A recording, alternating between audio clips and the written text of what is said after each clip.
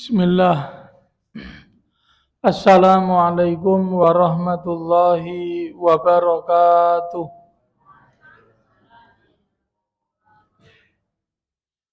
Innal hamdalillah nahmaduhu ta'ala wa nasta'inuhu wa nastaghfiruh wa na'udzu billahi min syururi anfusina wa min sayyiati a'malina. Man yahdihillahu fala mudhillalah wa man yudlil fala hadiyalah. Asyhadu an la ilaha illallah wahdahu la syarikalah wa asyhadu anna Muhammadan abduhu wa rasuluhu la nabiyya wa la rasula ba'dah. Wa qala Allah ta'ala fil Qur'anil Karim, ya ayyuhalladzina amanu taqullaha haqqa tuqatih wa la tamutunna illa wa antum muslimun. Wa qala aidan, ya ayyuhalladzina amanu taqullaha wa qulu qawlan sadida yuslih lakum a'malakum wa yaghfir lakum dhunubakum wa man yuti'illaha wa rasulah faqad faza fawzan 'azima. Wa ba'd, fa inna asdaqal kalami kalamullah tabaraka wa ta'ala wa khairal hadyi hadyu Muhammad sallallahu alaihi wasallam wa syarral umuri muhdatsatuha fa inna kulla muhdatsatin bid'ah wa kulla bid'atin dhalalah wa kulla dhalalatin finnar. Ikhwati fillah, bapak-bapak, ibu-ibu serta adik-adik jamaah Masjid Al-Falah rahimakumullah. Marilah senantiasa kita haturkan rasa syukur kita kehadirat Allah tabaraka wa ta'ala, karena dengan bersyukur kepada Allah atas nikmat-nikmatnya yang banyak, maka Allah subhanahu wa ta'ala Dia akan memberikan dan akan menambah nikmat-nikmatnya kepada kita semua. Ayat yang insya Allah sudah sangat familiar di telinga kita, sering disampaikan oleh para asatid, para ustadz, para khotib Jumat, gitu. Mengingatkan kita agar selalu bersyukur kepada Allah. Allah subhanahu wa ta'ala berfirman, la in syakartum la azidannakum wa la in kafartum inna adzabi lasyadid. Inna adzabi lasyadid. Allah subhanahu wa ta'ala Ia berfirman, la in syakartum, apabila kalian semua bersyukur, kata Allah, la azidannakum, maka kami Allah subhanahu wa ta'ala akan menambahkan untuk kalian, yakni nikmat-nikmat kami. Wala in kafartum, sebaliknya apabila kalian itu kufur, dan kufur itu kebalikan daripada syukur. Wala in kafartum inna adzabi lasyadidun, sesungguhnya azabku itu adalah benar-benar pedih. azabku benar-benar pedih. Ini janji Allah Subhanahu wa taala kepada kita hamba-hambanya. Ketika kita itu mau bersyukur kepada Allah taala, maka Allah Subhanahu wa taala akan menambah nikmatnya kepada kita. Namun apabila kita tidak mensyukuri nikmat-nikmat Allah yang Ia berikan kepada kita, maka Allah Ta'ala mengancam kita dengan siksanya yang pedih. Kenapa Allah Subhanahu wa Ta'ala Dia menjanjikan tambahan nikmat bagi hamba yang bersyukur? Karena dengan kita bersyukur, kita telah menunaikan apa yang Allah Ta'ala wajibkan atas diri kita. Kewajiban kita setelah kita mendapatkan nikmat itu adalah bersyukur kepada Sang Pemberi, syukrul mun'im, memberikan atau memberikan syukur, berterima kasih kepada Al-Mun'im, yaitu Allah Subhanahu wa Ta'ala, yang merupakan Al-Mun'im, Sang Pemberi nikmat. Makanya Allah Subhanahu wa Ta'ala juga berfirman di ayat yang lain, in tashkuru yardahu lakum. Apabila kalian semua itu bersyukur, maka Allah Subhanahu wa Ta'ala ridho kepada kalian. Allah Ta'ala ridho kepada kita.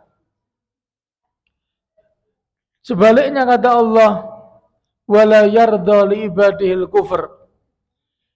Dia tidak ridho ketika hambanya itu kufur, tidak tahu terima kasih kepada Allah Subhanahu wa Ta'ala, atau dia menggunakan nikmat-nikmat Allah Subhanahu wa Ta'ala tidak sebagaimana mestinya.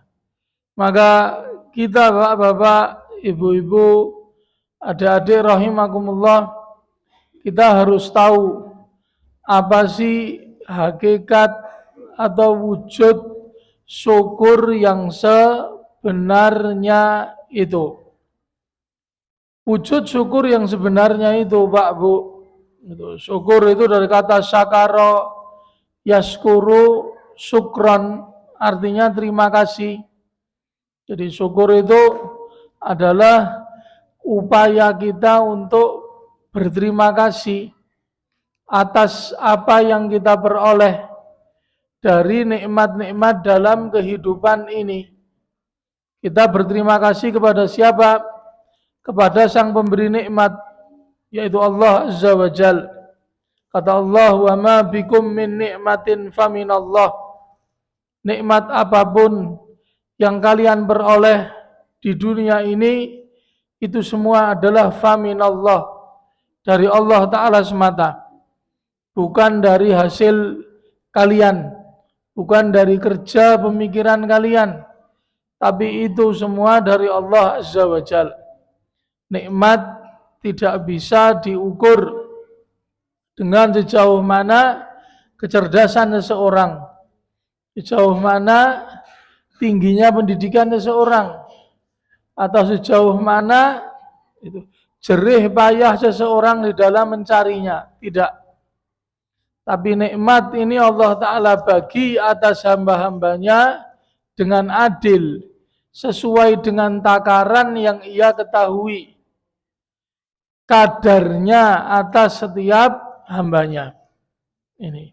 Dan kita yang mendapatkan nikmat-nikmat dari Allah, wajib kita bersyukur atau berterima kasih.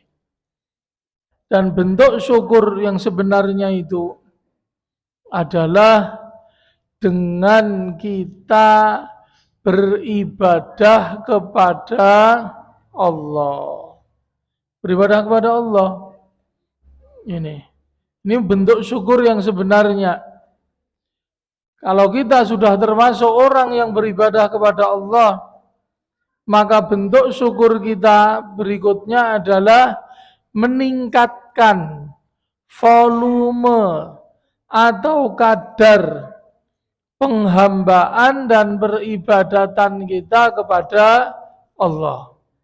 Ini bentuk syukur. Bentuk syukur. Itu.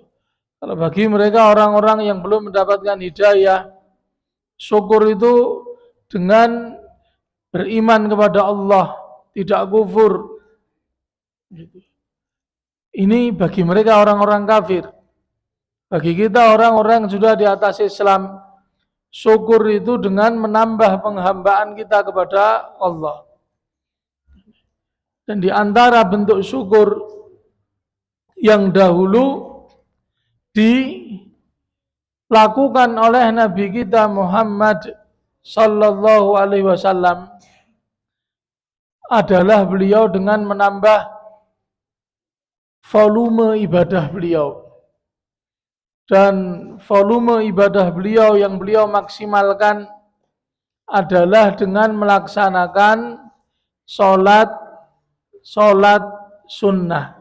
Sholat sunnah.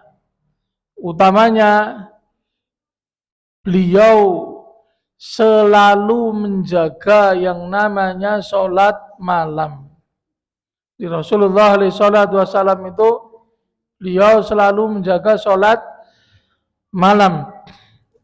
Bagaimana gambaran sholat malamnya Rasul SAW dijelaskan oleh Ibunda Aisyah radhiyallahu anha tentang bagaimana dahulu salatnya Rasulullah sallallahu alaihi wasallam. Kata Rasul alaihi salatu, kata Ibunda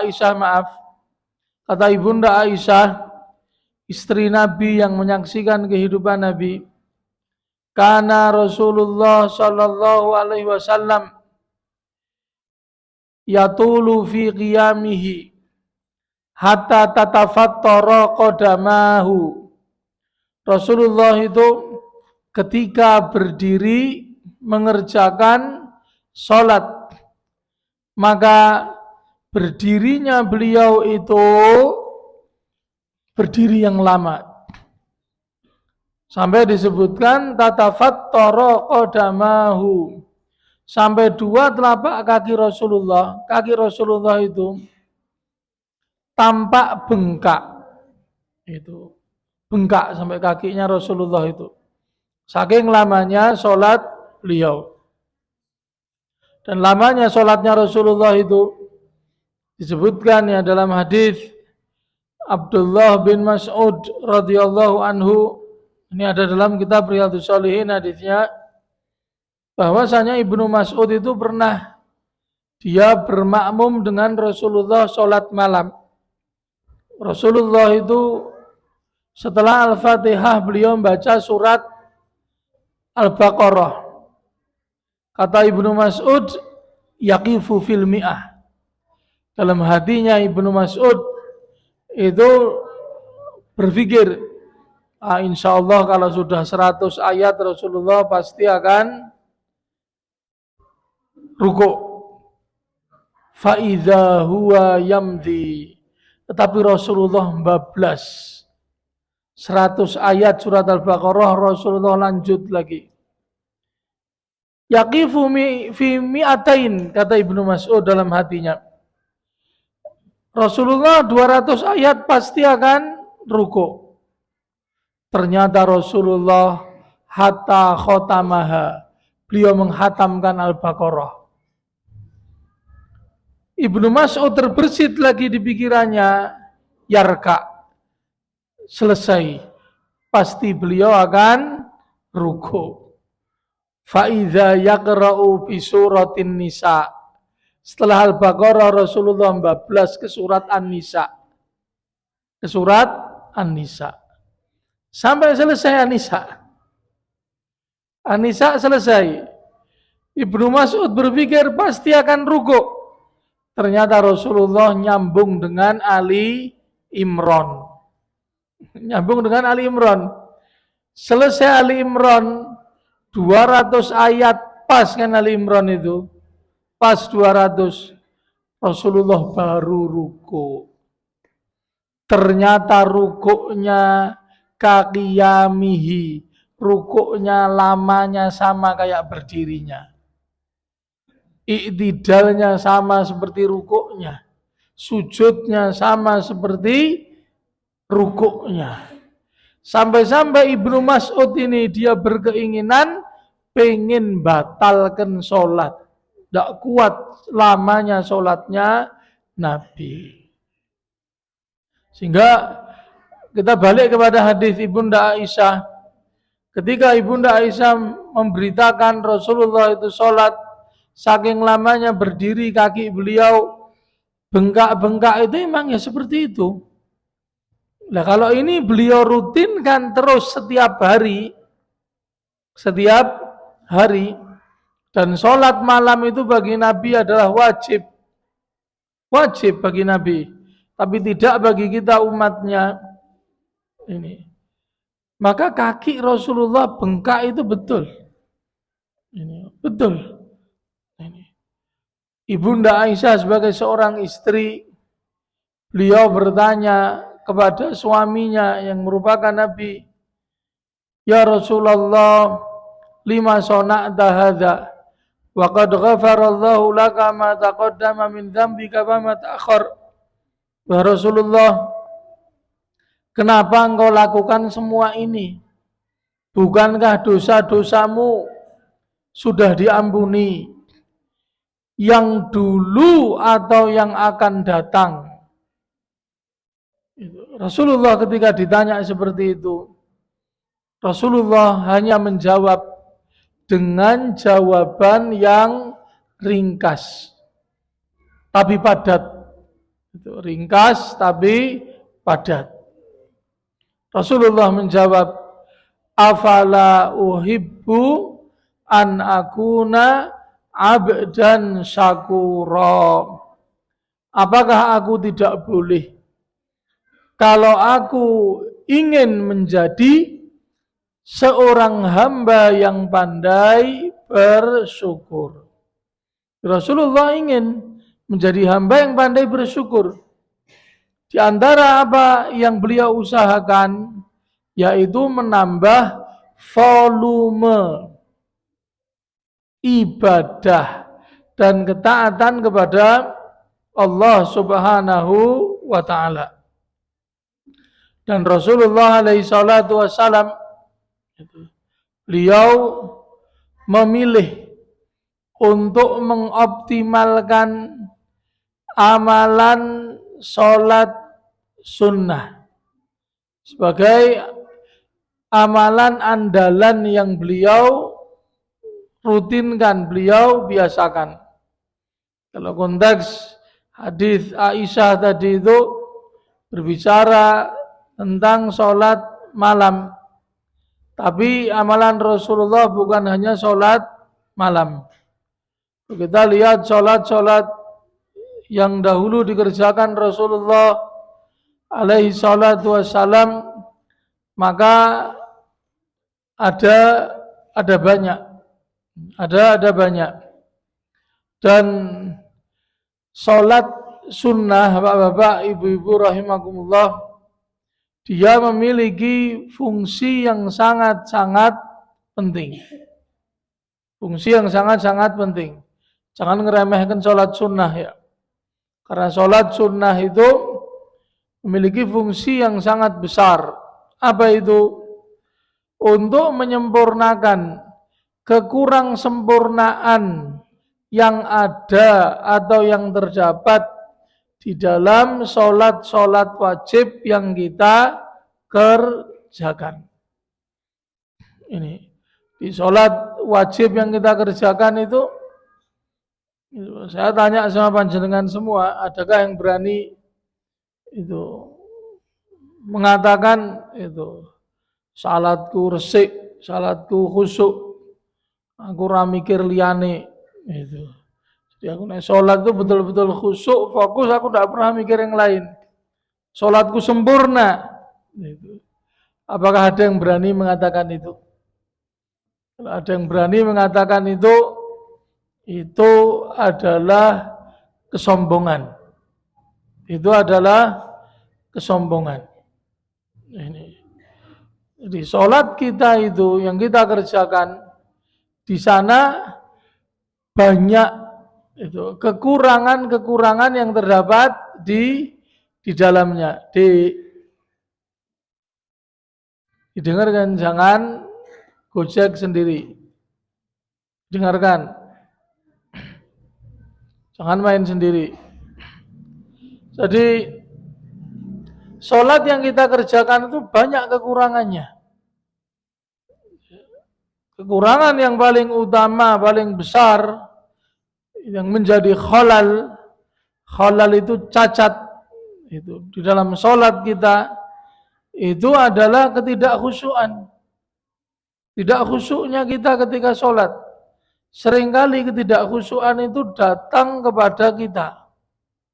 Kita sholat, Allahu Akbar, kita fokus sebentar. Tidak lama kemudian syaitan yang mengganggu kita, memalingkan pikiran kita. Jika kita mulai berpikir ini, itu, ingat ini, ingat itu. Seringkali seorang itu tidak sadar kecuali menjelang dia menutup sholatnya. Jadi sholat yang dia kerjakan itu di atas itu motorik dia. Di bawah garis sadar. Karena sudah biasa sih dia lakuin. Jadi sudah biasa dia lakuin. Itu adalah ulah syaitan. Iya. Itu cerminan ketidakkhusyuan. Iya. Kita perlu bersyukur juga ya. Para ulama mengatakan hukum khusyuk di dalam sholat itu adalah sunnah, bukan wajib. Juga bukan menjadi syarat diterimanya sholat. Bukan. Allah Subhanahu wa ta'ala berfirman dalam surah Al-Ma'un, alladzina hum an sholatihim sahun. Kalau kita lihat kitab tafsir, sebagian sahabat itu mereka mengatakan alhamdulillah lam yakul alladzina hum fi sholatihim sahun. Alhamdulillah ayatnya itu pakai an, tidak pakai fi. Karena kalau pakai fi itu alladzina hum an sholatihim sahun, yakni mereka orang-orang yang lalai dari sholatnya. Lalai dari sholatnya. Itu maksudnya apa? Mengakhir-akhirkan sholat. Ini. Itu yang diancam dengan celaka orang yang sholat itu, yang suka ngeri-ngerikan sholat. Itu. Bahkan kadang keluar dari waktunya. Keluar dari waktunya. Ini.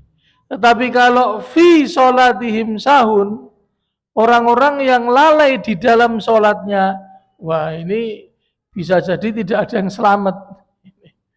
Karena itu kebanyakan dari kita ketika sholat itu tidak luput dari yang namanya kelalaian.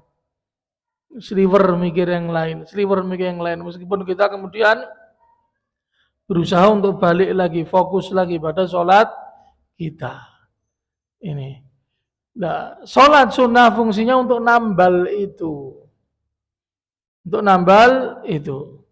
Itu juga seringkali juga, bukan seringkali, kalau seringkali mungkin berbahaya. Itu. Kadangkala kita harus melaksanakan sholat secara terburu-buru, atau mungkin mepet waktu, atau mungkin hampir keluar waktunya, atau di luar waktunya tanpa kita sengaja. Dan itu tentu bentuk ketidaksempurnaan dalam pelaksanaan sholat. Sholat sunnah itu fungsinya untuk menyempurnakan itu. Rasulullah Shallallahu Alaihi Wasallam beliau bersabda di dalam hadis riwayat Imam At-Tirmidzi, Hadis yang sahih, kata Rasul alaihi salatu wassalam, inna awwala ma yuhasabu alaihi al-abdu yaumal qiyamati min amalihi salatuhu. Sesungguhnya amalan yang akan dihisab pertama kali dari seorang hamba adalah sholatnya.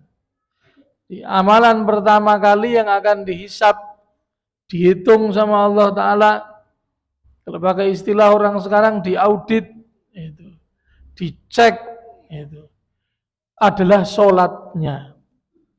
Kata Rasul alaihi salatu wassalam, fa in saluhat faqad aflaha wa anjaha.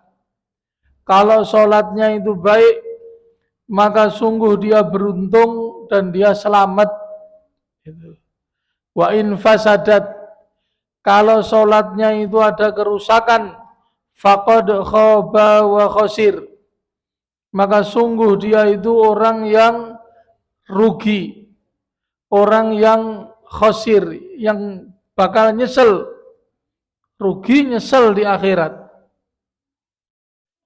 Fa in intaqasa min faridatihi syai', kata Rasulullah, apabila ada kekurangan di dalam pelaksanaan sholat wajibnya, qala Rabbu azza wa jal, Allah azza wa jal ketika itu akan berfirman, unzuru li abdi hal lahu min tatawwu fatukammalu biha.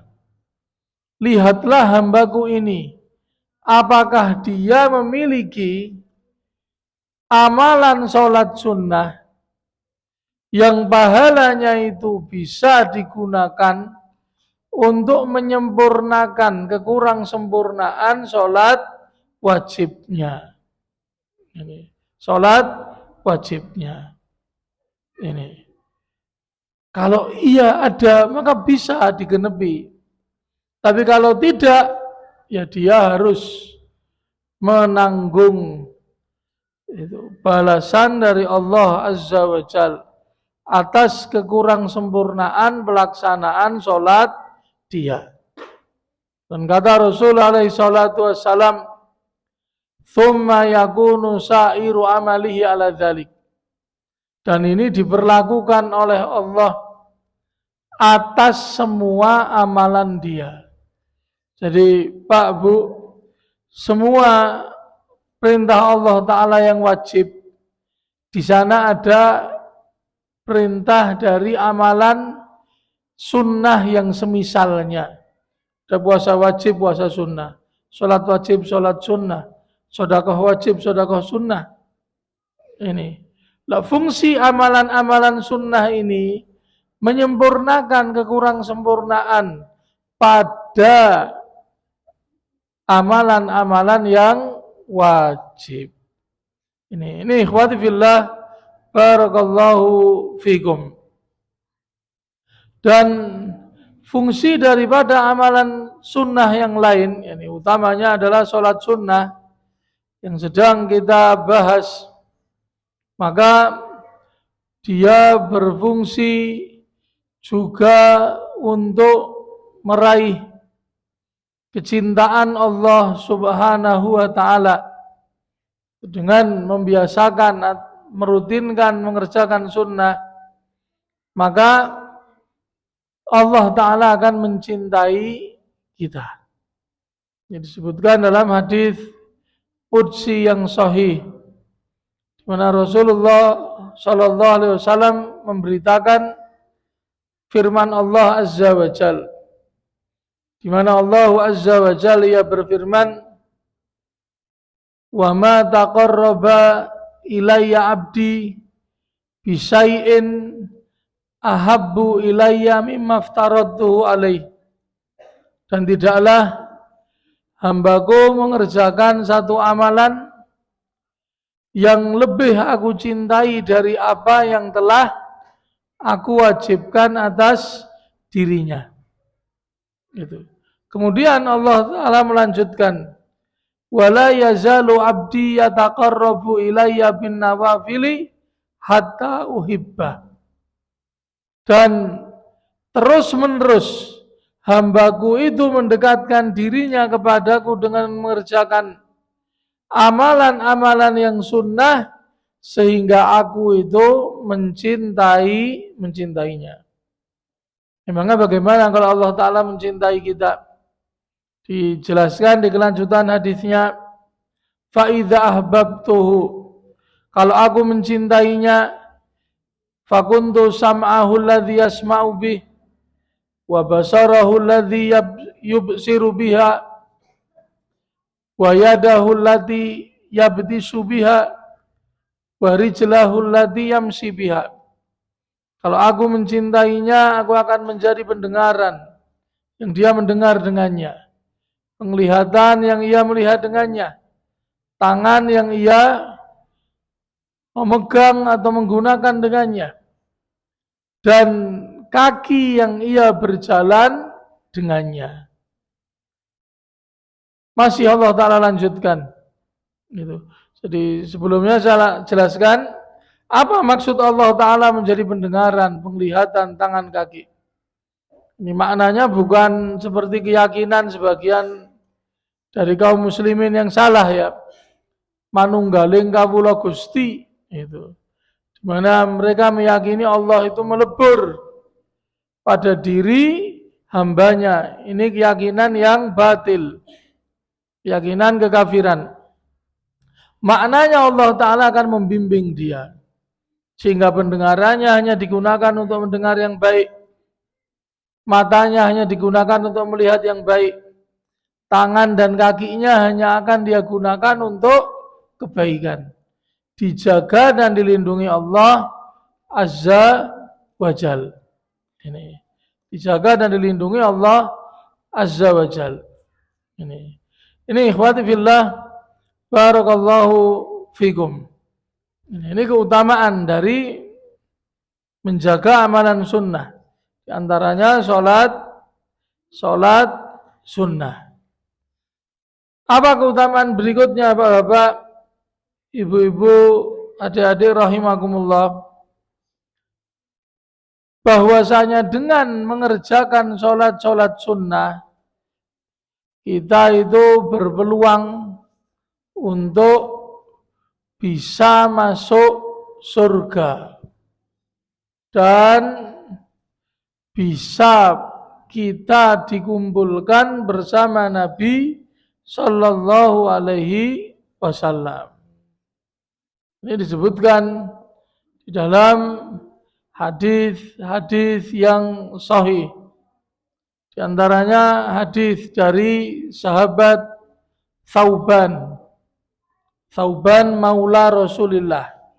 Thauban ini bekas budaknya Rasulullah yang kemudian beliau bebaskan. Thauban, beliau pernah bertanya kepada Nabi Sallallahu Alaihi Wasallam, itu dulani ila amalin,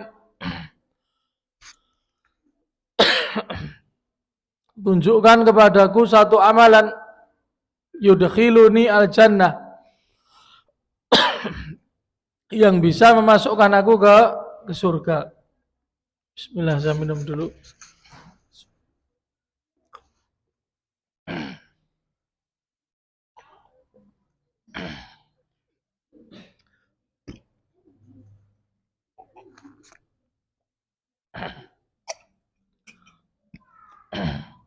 Saya lanjutkan. Dia bertanya kepada Rasulullah, amalan apa yang bisa memasukkan dirinya itu ke surga dan bisa meninggikan derajatnya di surga. Bukan cuma masuk, tapi dia juga bisa meraih derajat yang tinggi di surga. Rasulullah menjawab pertanyaan Thauban tersebut, alaika bikatsratis sujudi lillah. Hendaknya engkau memperbanyak sujud kepada Allah Subhanahu wa ta'ala. Fa innaka la tasjudu lillahi sajdatan, karena tidaklah engkau mengerjakan sujud sekali saja karena Allah, illa rafa'akallahu biha darajah, melainkan Allah Ta'ala kelak akan meninggikan derajatmu dengan sebabnya di surga. Wa hatta anka khati'atan, dan Allah Ta'ala akan menggugurkan dosa-dosamu. Itu, menggugurkan dosamu. Ini. Jadi dalam hadis Thauban ini dijelaskan amalan yang bisa memasukkan ke dalam surga, meninggikan derajat di surga besok adalah dengan memperbanyak sujud. Dengan memperbanyak sujud. Dan maksud daripada memperbanyak sujud ini, maksudnya memperbanyak sholat sunnah. Paham ya?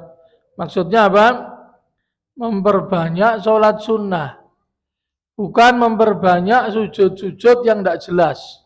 Kok ada sujud tidak jelas itu piye? Nah itu. Kan banyak orang yang sujud tidak jelas. Itu. Habis sholat, ya dia zikir, wirid. Itu. Setelah itu tiba-tiba dia sujud. Ini sujud tidak jelas namanya. Sujud apa itu? Sujud syukur Pak Ustadz. Sujud syukur itu bukan seperti itu. Sujud syukur itu Anda dapat nikmat langsung. Seketika itu juga on the spot, dimanapun dia berada, langsung sujud. Itu namanya sujud syukur. Paham ya? Jadi ibu-ibu di rumah itu meskipun dia mohon maaf hanya pakai daster saja, karena mungkin misalkan baru beres-beres rumah, itu daster rumah kan dia tidak pakai jilbab dalam rumah konteksnya. Dia buka HP, anaknya ngabari. Misalkan sekedar contoh, Bu, alhamdulillah aku lulus. Itu. Bu, misalkan itu. Atau berita yang lain itu. Dari anaknya alhamdulillah keterima kerja, lamarannya diterima.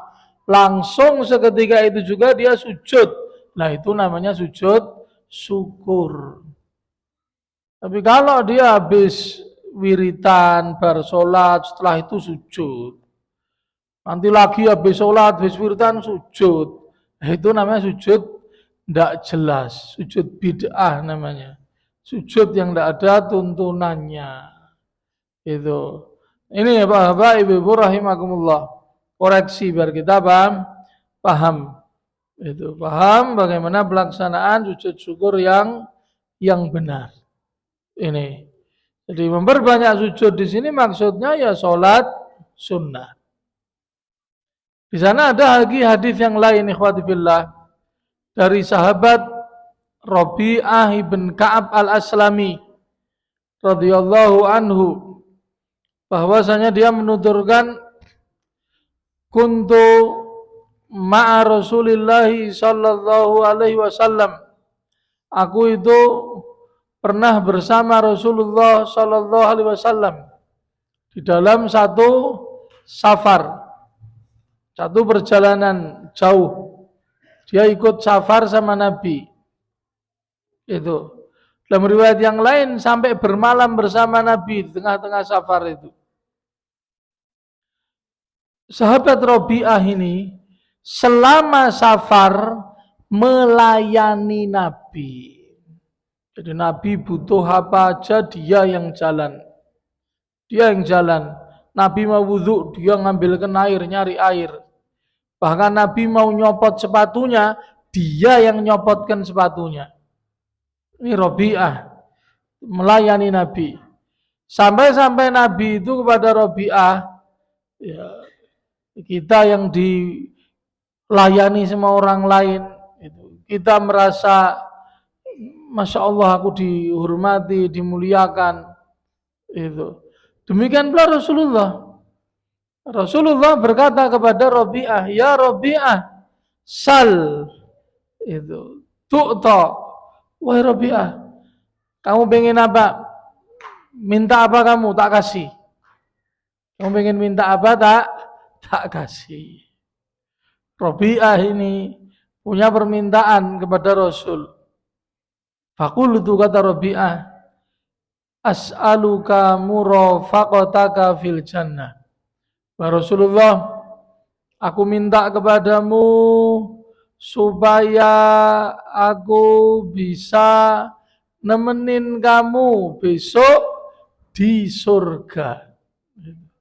Aku kepengen bisa nemeni kamu besok di surga. Ini.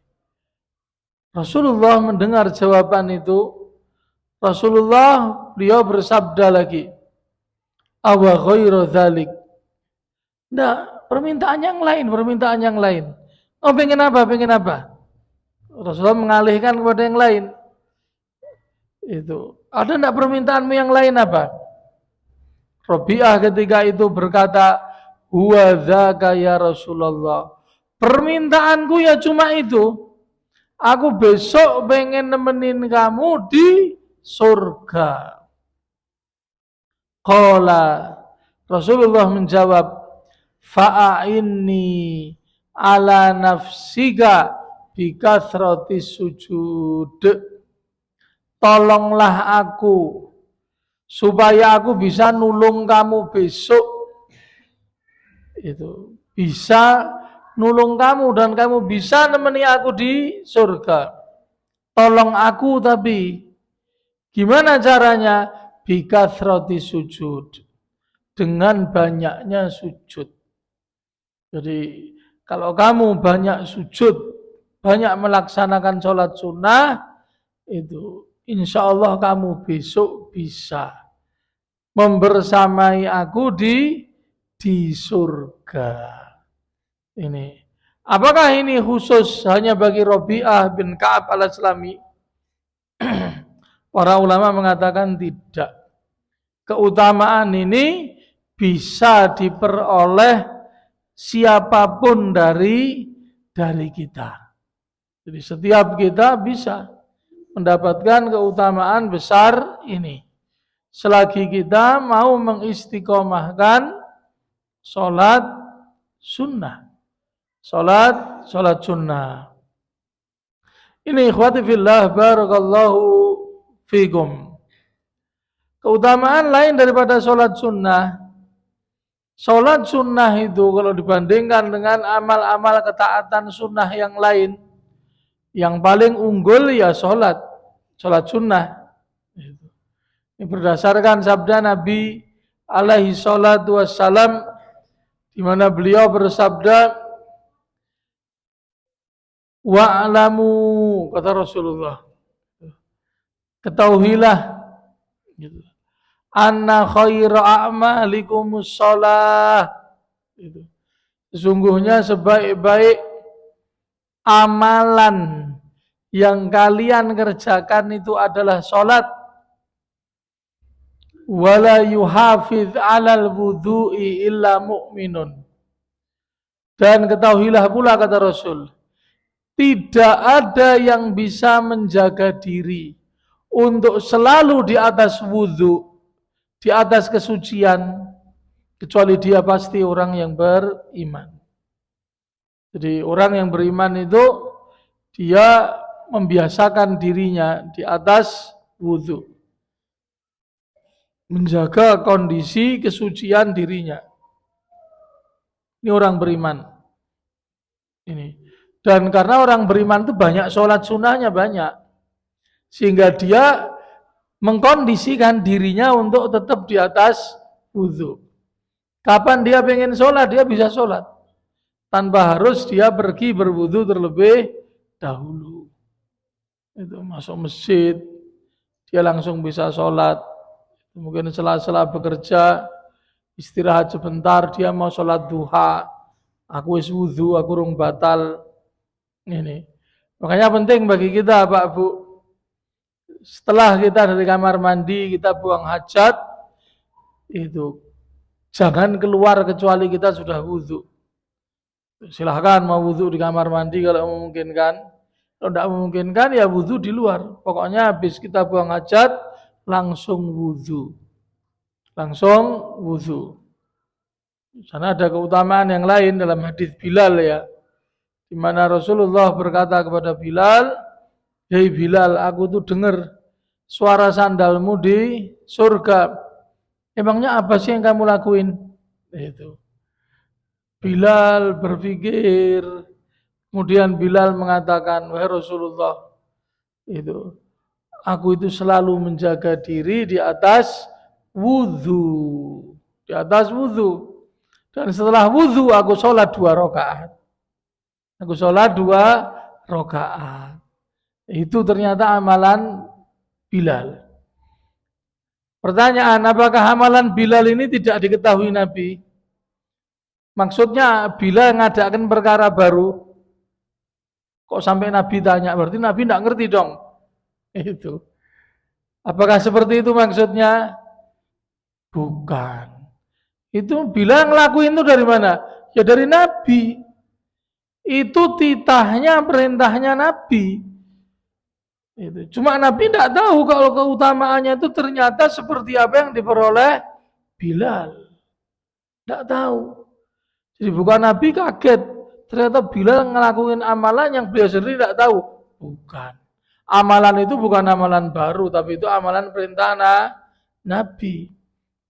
Nabi baru tahu keutamaannya diantaranya seperti apa yang diperoleh Bilal. Paham ya? Karena kenapa saya sampaikan ini?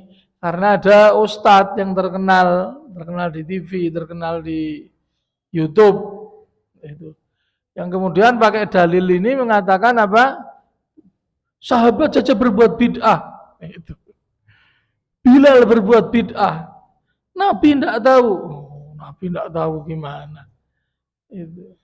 Itu tidak betul ya ucapannya ustadz tersebut.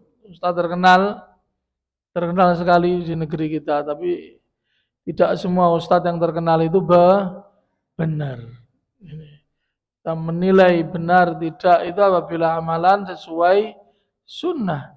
Itu sunnah yang dilakuin Bilal bukan amalan bid'ah. Itu ada dalam hadis-hadis yang lain. Ini ikhwati fillah barakallahu fikum. Ini keutamaan daripada sholat sunnah. Apakah ada keutamaan yang lain? Gitu. Jawabannya ada ikhwati fillah barakallahu fikum. Itu keutamaan daripada sholat sunnah yang lebih khusus. Dulu yang pernah saya bahas di majelis ini sholat duha. Mungkin bapak-bapak, sebagian bapak yang dulu hadir mudah-mudahan masih ingat. Kalau enggak mungkin ada rekaman video ini bisa dicari. Kalau masih ada di channel YouTube-nya ya. Rekamannya dulu pernah saya bahas keutamaan sholat duha, keutamaan yang banyak sekali dari sholat duha. Di antaranya hadis qudsi, di mana Allah Azza wa Jalla berfirman, "Ya bena Adam, wahai anak Adam, itu sholli arba'a raka'atin fi awwalin nahari akfika akhirahu." Wahai anak Adam, sholatlah 4 rakaat di awal siang, maka aku akan penuhi kebutuhanmu di akhir siang. Ini diantara keutamaan sholat duha. Siapa yang merutinkan 4 rakaat duha, itu 4 rakaat duha, maka apa yang menjadi hajat, kebutuhan, keinginan dia, Allah Ta'ala akan memenuhinya. Itu akan memenuhinya sebelum akhir malam. Sebelum masuk waktu malam. Sebelum akhir siang, artinya sebelum masuk waktu malam. Ini sholat duha.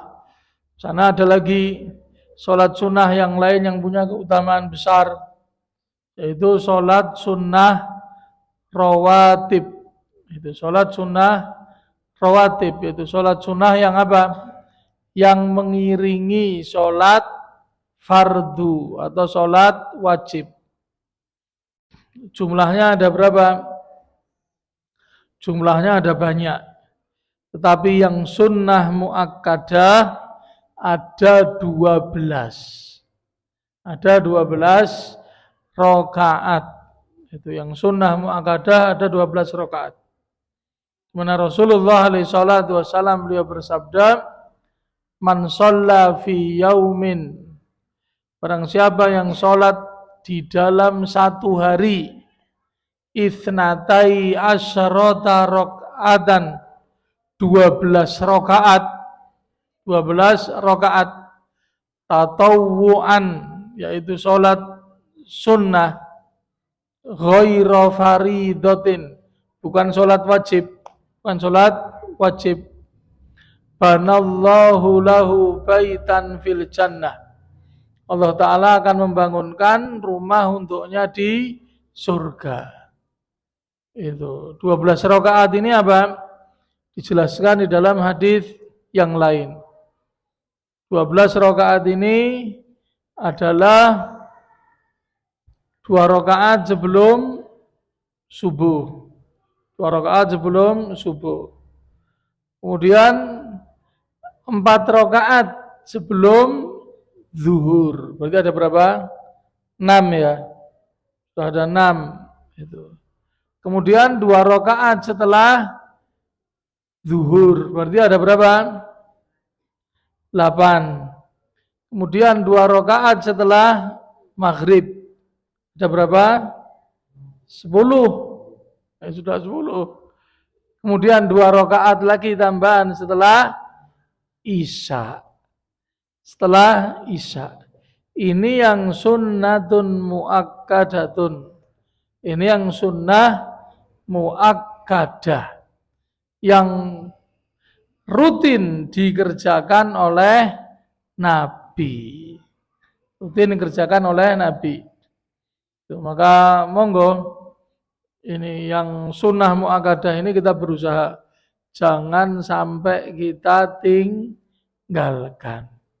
Ini mudah-mudahan kita besok termasuk di antara mereka yang sudah disiapkan istananya di surga dengan sebab sholat sunnah yang kita rutinkan. Itu sholat sunnah yang lain apa ada? Itu sholat sunnah yang keutamaannya besar 2 rakaat sebelum subuh. Nabi tidak pernah meninggalkan. Keutamaannya lebih baik daripada dunia seisinya. Dan ini diantara keutamaan daripada sholat-sholat sunnah yang terakhir, Bapak Ibu rahimakumullah. Sebaik-baik sholat sunnah di rumah. Sebaik-baik sholat sunnah itu yang dikerjakan di rumah. Itu. Berdasarkan hadis Nabi yang banyak.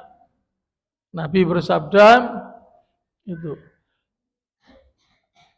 Kata Rasulullah SAW, itu. Afdhalus sholati fil baiti illal maktubah. Sebaik-baik sholat itu ya di rumah. Kecuali yang wajib. Dalam hadis yang lain kata Rasulullah, fa'alaikum bis-sholati fi buyutikum. Hendaknya kalian tuh membiasakan sholat di rumah-rumah kalian. Fa inna khaira sholatil mar'i fi baitih. Karena sebaik-baik sholat seseorang itu di rumahnya. Illa sholatal maktubata. Kecuali sholat yang wajib. Qobliyah di rumah, baru jalan ke masjid. Habis sholat wajib, habis zikir, pulang aja. Sampai rumah sholat dia. Ini yang lebih besar pahalanya ketimbang sholat di masjid. Kecuali mungkin mohon maaf sebagian kita yang kalau sholat di rumah itu ya aku malah rakusuk. Rakusuk mungkin ya karena rumahnya tidak memungkinkan lah dia untuk sholat di rumah. Ya wes sholat di masjid. Tapi kalau memungkinkan di rumah ya tetap sesekali sholat di rumah. Jangan blas atau salat ning omah. Karena rumah yang tidak dipakai salat, kata Rasulullah, ij'alu min salatikum fi buyutikum wala tattakhidhuha qubura. Itu. Kata Rasulullah, Jadikan sebagian sholat kalian itu lakukan di rumah. Jangan kalian jadikan rumah kalian seperti kuburan. Rumah yang tidak pernah dipakai sholat itu kayak kuburan. Berarti kuburan bukan tempat sholat. Kuburan bukan tempat sholat, bukan tempat ngaji, bukan. Nah, ini mudah-mudahan Bapak-bapak, Ibu-ibu rahimakumullah bisa memotivasi kita untuk kita semakin semangat untuk mengerjakan sholat sunnah ini. Majelis taklim seperti ini hendaknya kita hadiri dengan penuh kehadiran hati ya. Jangan kita datang mohon maaf sekedar raganya saja, tapi tidak ada kita konsentrasi dan keinginan untuk menambah ilmu kita. Ini terutama adik-adik itu seperti mbaknya itu juga tak lihat HP terus dari sini kita dari tadi HP terus kita saya tidak ngerti HP itu apa nyatet. Kalau nyatet tak kasih uang 100.000 mbak, bisa ditunjukkan saya catatannya. Tak kasih uang 100.000 kalau nyatet apa yang saya omongkan. Saya kasih uang 200.000 tak kasih. Kalau nyatet, saya yakin tidak nyatet. Nyatanya langsung belirit hilang. Eman-eman mbak sudah gede kok. Kalau tadi anak-anak di sini kan anak-anak bayi kecil-kecil.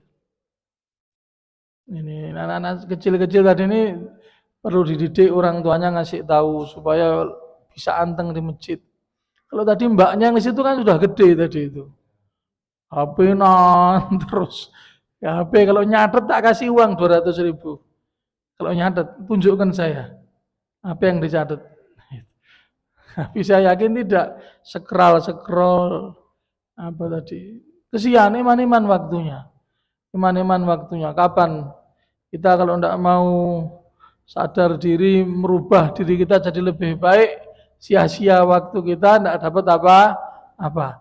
Monggo bapak-bapak, ibu-ibu, barangkali ada yang ingin ditanyakan, silahkan, masih ada waktu sekitar 7 menit.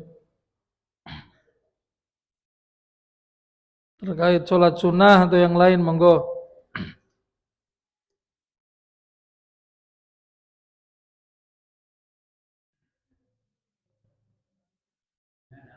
Oke, monggo Pak. Apa Pak? Muadzin? Iya, pertanyaan bagus ya. Kalau dia muadzin, sholat sunnahnya di mana? Kalau sholat sunnah ba'diyah, qobliyah. Qobliyah itu tetap setelah masuk waktu sholat Pak.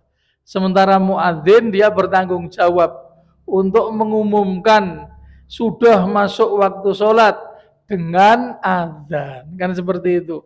Jadi kalau bagi muadzin ya qobliyahnya setelah dia azan. Itu. Jadi mau tidak mau kalau dia muadzin qobliyahnya di masjid.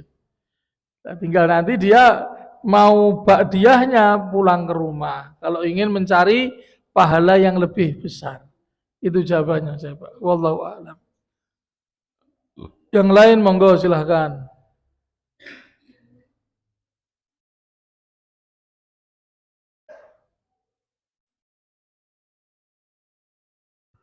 Tidak ada Bapak, Ibu-ibu. Belum ada nggih.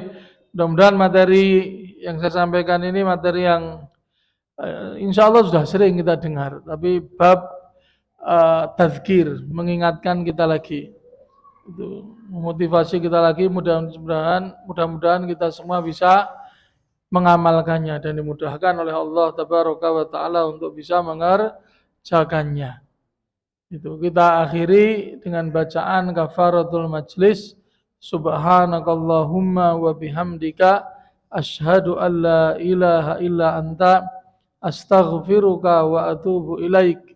Assalamualaikum warahmatullahi wabarakatuh.